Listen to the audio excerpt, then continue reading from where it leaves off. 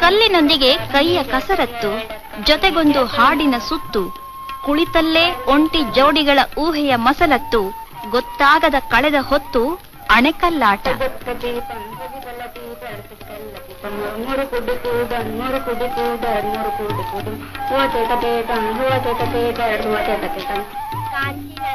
ಕುಳಿತಲ್ಲೇ ಹಾಡಿನ ಪ್ರಯೋಗ ಕೈಯ ಮೇಲೆ, ಭಾಷೆಯ ಪಾಠ, ಹತ್ತಿ ಕಟಿಗಿ, ಅವಲಕ್ಕಿ ಪವಲಕ್ಕಿ.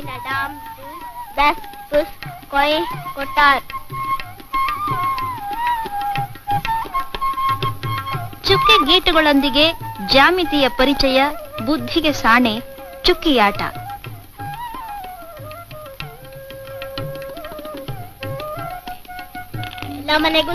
ಸರಸರ ಸರಿಯುವ ಬೆರಳುಗಳಿಗೆ ಸೊಗಸಾದ ವ್ಯಾಯಾಮ. ಹುಣಿಸೆ ಬೀಜ ಕವಡೆಗಳೇ ಸಾಕು ಕಣೆ, ಆಡಲು ಅಳಗುಳಿ ಮಣೆ.